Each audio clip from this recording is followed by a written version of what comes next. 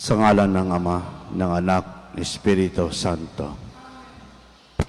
Ang pagpapala ng ating Panginoong Kristo, ang pag-ibig ng Diyos Ama, at ang pagkikipag-isa ng Espiritu Santo, naway sa inyong lahat. At sumayo rin. Mga kapatid, aminin natin ang ating mga kasalanan upang tayo maging marapat kamanap sa banal na pagdiriwang. Inaamin ko sa makapangyarihang Diyos at sa inyong mga kapatid na lubha akong nagkasala sa isip, sa salita at sa gawa at sa aking pagkukulang. Kaya sinasamo ko sa mahal na Birheng Maria, sa lahat ng mga anghel at mga banal, at sa inyong mga kapatid na ako'y panalangin sa Panginoong ating Diyos. Kaawaan tayo ng makapangyarihang Diyos. Patawarin tayo sa ating mga kasalanan. Patnubayan tayo sa buhay na walang hanggan. Amen. Panginoon,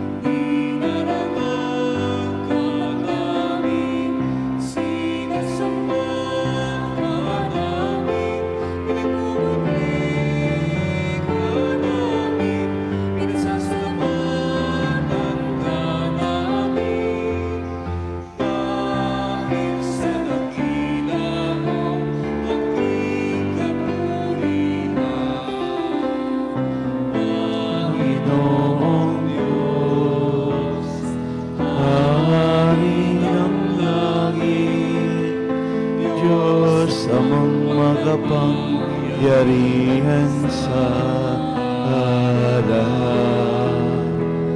Panginoong Jesucristo, bugtong na anak. Panginoong Diyos, Kordero ng Diyos, itahak na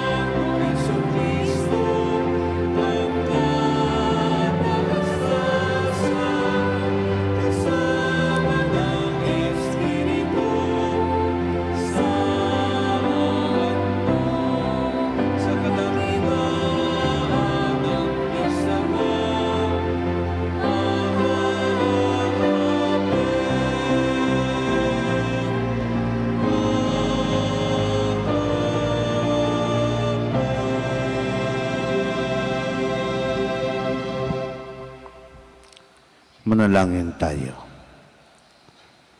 Ama naming makapangyarihan, itinaas na iyong anak kay Santa Maria Magdalena. Una sa lahat, ang pagbabalita tungkol sa maligaya niyang pagkabuhay. Pakundangan sa kanyang panalangin at kagitingan. Mapaihag nawa naming si Kristo ay nabubuhay. Makita namin siyang nagahari sa iyong kadakilaan. Kasama mo at ng Espiritu Santo, magpasawalang hanggan. Amen.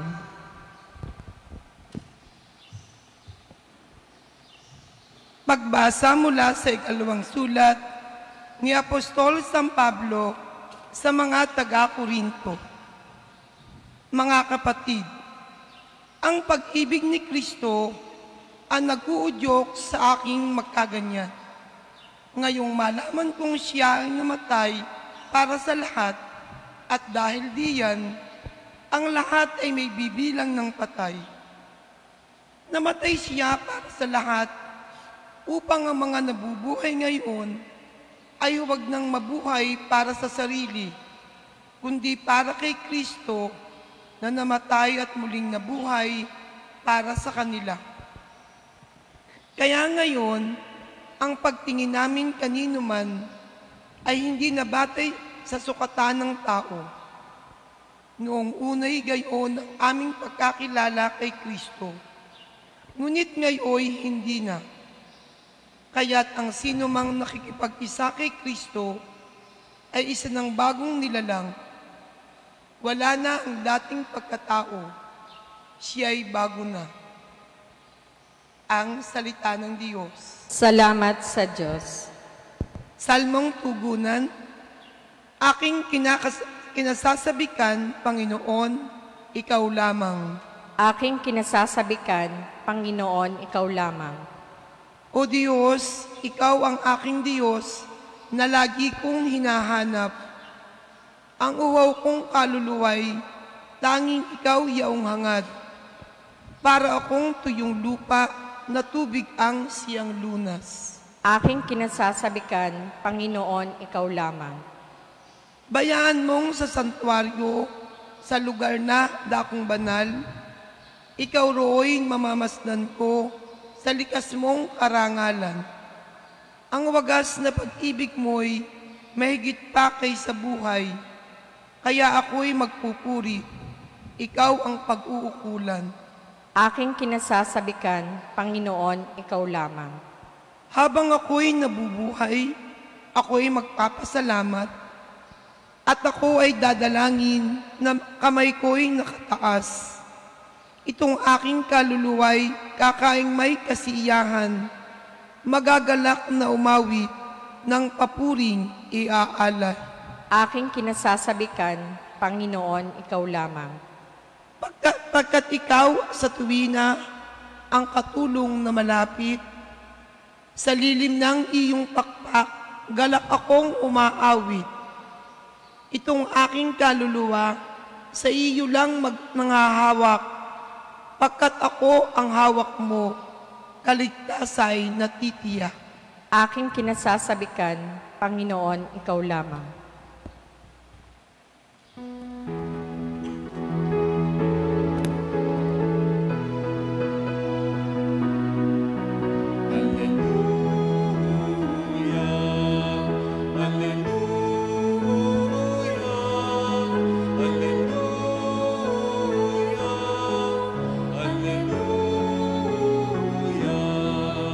Ipahayag mo, Maria, na si Kristo'y nabuhay na, ibigay niya iyong nakita.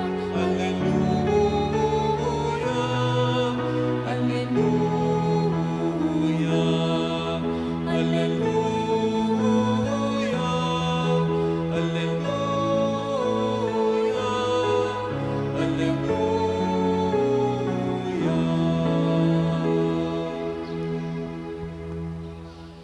Sumainyo ang Panginoon. At sumayo rin. Ang mabuting balita ng Panginoon ayon kay San Juan. Papuri sa iyo, Panginoon.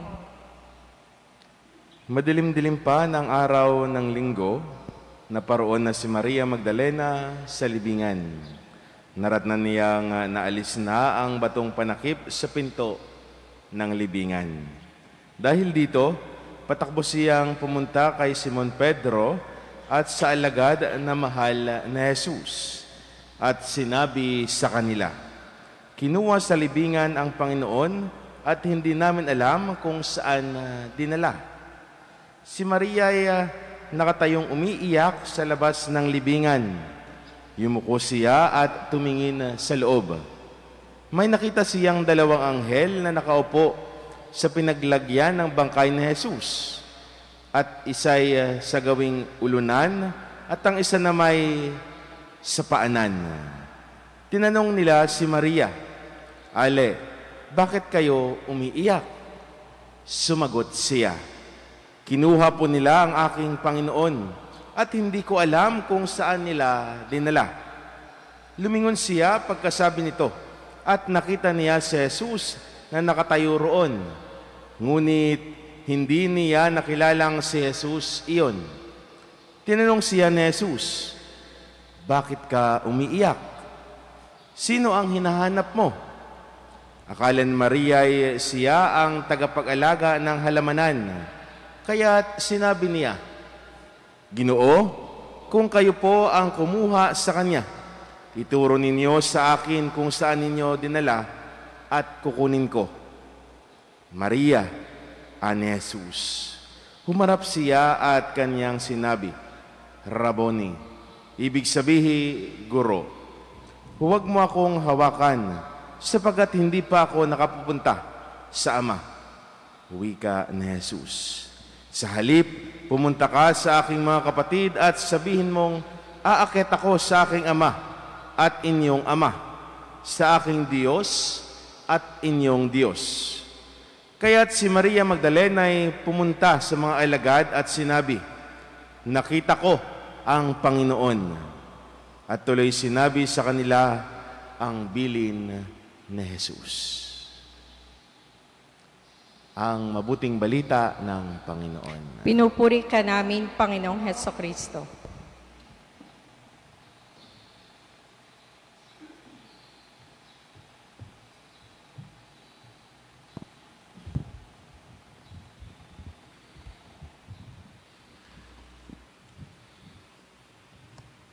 Magandang umaga po sa lahat.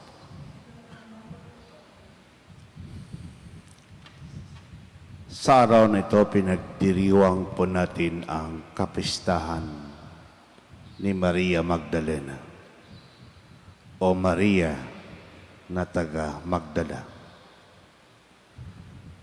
Kapag marinig po natin yung pangalang Maria Magdalena, ang sa isip po natin lagi ay isang babaeng prostitute, mahalay, at makasalanan. Sa totoong buhay, hindi po prostitute, mahalay, at makasalanan si Maria Magdalena. Kilala din po si Maria sa kanyang pagiging mapagbigay. Ibininta niya lahat ng kanyang kayamanan at itidulong sa mga gawain ng mga apostoles, sa pangangailangan ng apostoles. Kaya po, she learned the true meaning of charity. And true meaning of charity is giving the best. The best po yung kanyang ginawa dahil ang pagbibigay niya ay galing sa kalooban, galing sa kanyang puso, at sa kanyang sarili. Tinawag din po siya apostol ng mga apostol Dahil siya ang unang nagbalita sa mga apostoles na buhay si Jesus. Siya ang unang saksi sa pagkabuhay ni Jesus. At sa kanya nagpakita si Jesus. Hindi sa kanyang maalagad. Hindi sa kanyang mga apostoles. Napakapalad, napakaswerte ni Maria dahil nakita niya ang buhay na Jesus. Habang ang mga apostoles ay takot at nagdudas sa pagkamatay ni Jesus,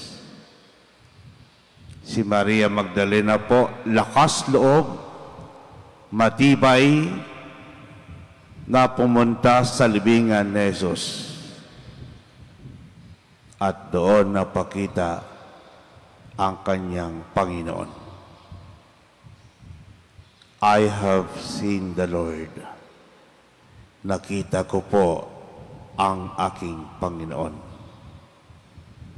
At hindi po naniniwala ang mga alagad sa kanya. Si Maria Magdalena po ay walang direksyon ang buhay. Magulo ang buhay.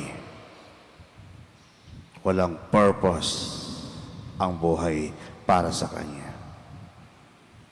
Na makita niya si Jesus na bago ang lahat sa kanya.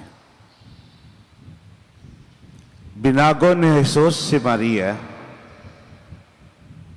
sa pamagitan ng kanyang muling pagkabuhay.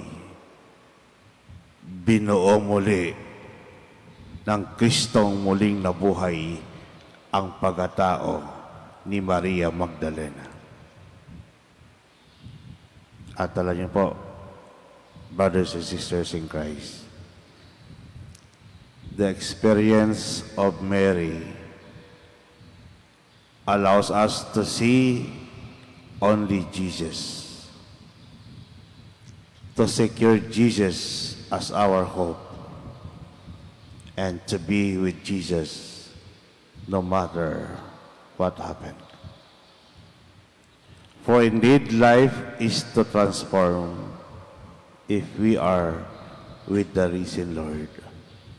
Amen.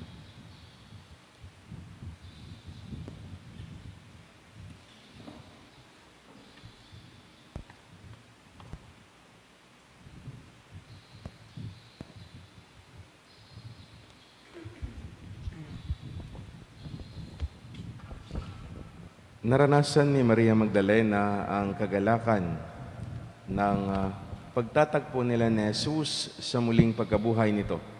Nawa ang malawalhating pangyayaring ito ay maghatid ng kahulugan ng pagbabago sa buhay natin at ating sabihin, Panginoon, dinggin mo ang aming panalangin. Panginoon, dinggin mo ang aming panalangin.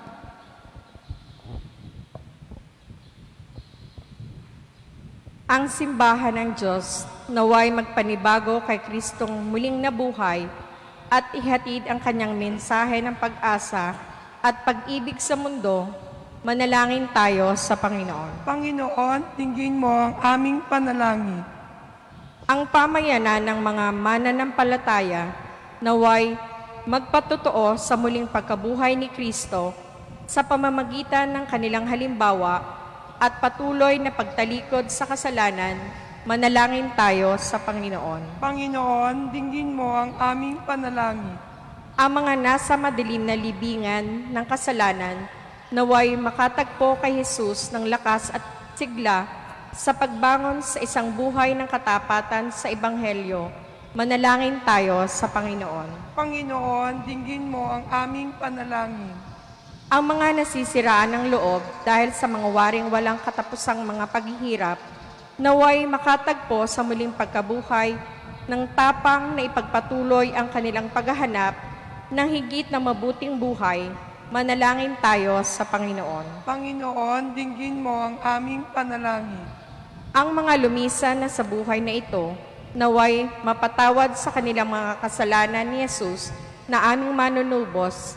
Manalangin tayo sa Panginoon. Panginoon, dinggin mo ang aming panalangin. Ama, tanggapin nawa ang aming mabuting balita ng muling pagkabuhay ni Kristo at ang aming buhay sa hinaharap sa piling mo. Hinihiling naming ipagkaloob mo na maranasan namin ang bunga ng kanyang muling pagkabuhay sa aming sariling buhay. Hinihiling namin ito sa pamamagitan ni Kristo na aming Panginoon. Amen.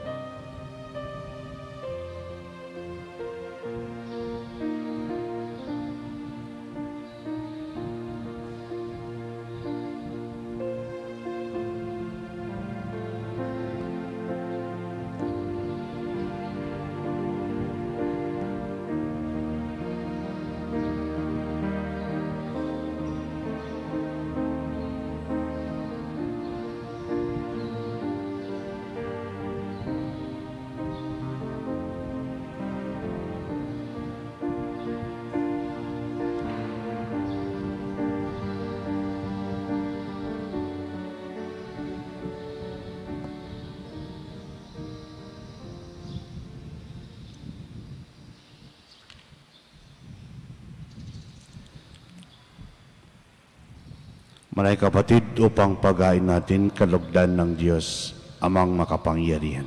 Tanggapin nawa ng Panginoon itong paghain sa iyong mga kamay, sa kapurihan niya at karangalan sa ating kapakinabangan at sa buong sambayanan niyang banal. Ama naming lumikha, tanggapin mo ang aming mga alay na nakahanda ngayon sa Santa Maria Magdalena ay aming ginugunita.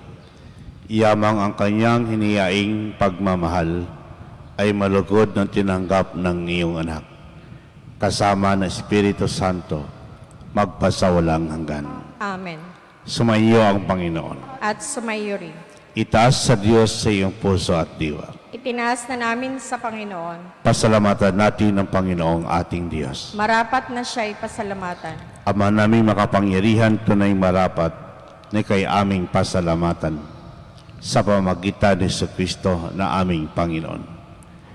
Itinatag niya ang iyong sambayanan at ang mga apostol ay saligat katuwang sa pagpamanatili ng iyong pagmamahal na di magwawakas kahit kailan. Kaming sambayanan mo dito sa daigdig ay katibayan ng pamumuhay sa langit.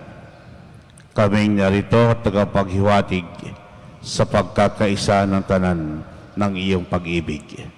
Kaya kaysa na manghel nagsisiawit ng papuri sa iyo, nang walang humpay sa kalangitan, kami nagbubunyi sa iyong kadakilaan.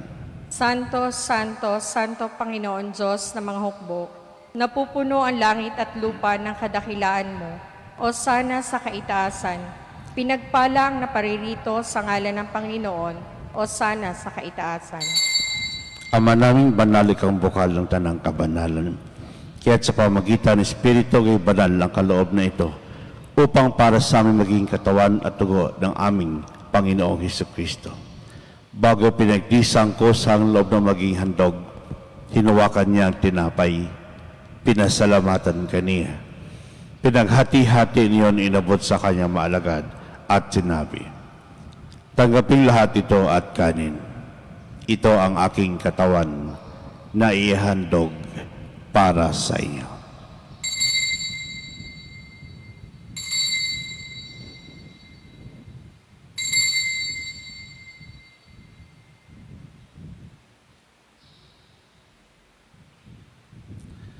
Gito naman nung matapos ang hapunan, hinawakan niya ang kalis, muli kayong pinasalamatan. Inabot niyang kalis sa kanyang maalagad at sinabi, tanggapin lahat ito at inumin. Ito ang kalis ng aking dugo, ng bagot tulag hanggang tipan. Ang aking dugo na ibubuhos para sa inyo at para sa lahat, sa ipagpapatawad ng mga kasalanan. Gawin ito sa pag-alaala sa akin.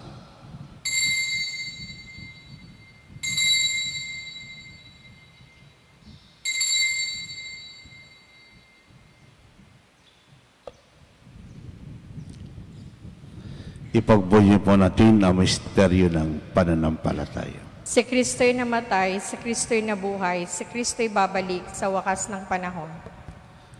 Ama, ginagawa namin ngayon pag-alala sa pagkamatay at muling pagkabuhay na iyong anak. Kaya tinaalay namin sa iyo ang tinapay nagbibigay buhay at ang kalis nagkakaloob ng kaligtasan. Kami nagpapasalamat dahil kami iyong minarapat na tumayo sa harap mo para maglingkod sa iyo. Isinasamo namin kami magsalo-salo sa katawan at dugo ni Kristo ay mabuklod sa pagkakaisa sa pamagitan ng Espiritu Santo. Ama, lingapin mo simbahang laganap sa buong daigdig. Puspusin mo kami sa pag-ibig ko ng Papa, ni Gilbert naming Obispo at ng Tanang Kaparian. Alalahalan mo rin kapatid naming naimlay na may pag-asang sila'y muling mabubuhay. Gayon din lahat ng mga pumanaw. Kawaan mo sila at patuloyin sa iyong kaliwanagan. Kawaan mo po dapating kami lahat makasalo sa iyong buhay na walang wakas. Kaysa naman na Birheng Maria, Ina ng Diyos. Kaysa ng mga apostol at lahat ng mga banal na namuhay dito sa daigdig ng kalugod-lugod sa iyo. May pagdiwang nawa namin ang pagpupuri sa kararangal mo sa pamagitan ng iyong anak na aming Panginoong Jesucristo. Sa pamagitan ni Kristo kasama niya at sa Kanya, ang lahat ng parangal at papuri sa iyo, Diyos Ama makapangyarihan, kasama ng Espiritu Santo, magpasawalang hanggan.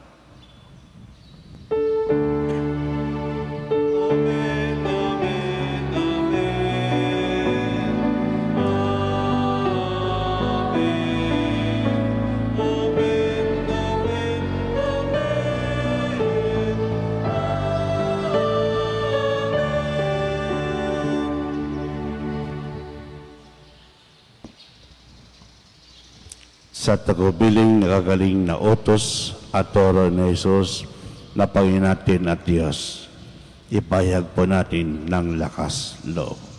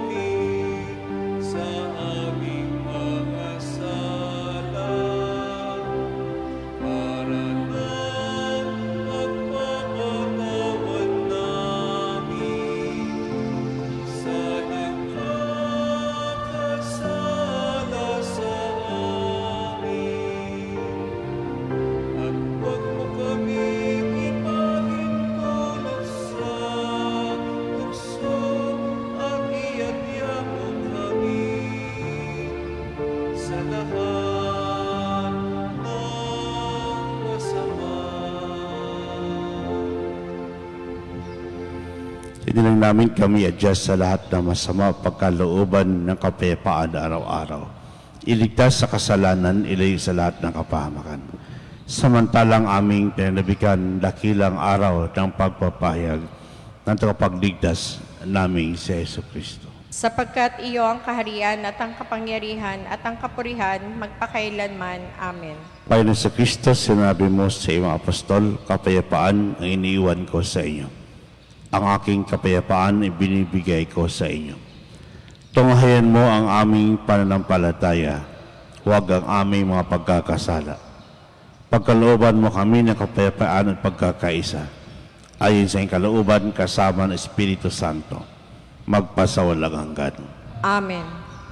Ang kapayapaan ng Panginoon ay laging sumainyo. At sumayo rin. Magbigayan kayo ng kapayapaan sa isa't isa. Peace be with you. Good morning po sa lahat. Kordero ng Diyos sa nag-aalis ng mga kasalanan ng sanlibutan, maawa ka sa amin. Kordero ng Diyos sa nag-aalis ng mga kasalanan ng sanlibutan, maawa ka sa amin.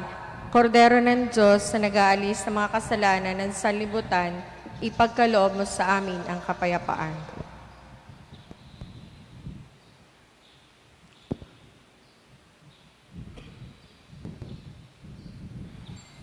Mga kapatid, ito ang kordero ng Diyos, ito nag-aalis ng mga kasalanan ng sanlibutan.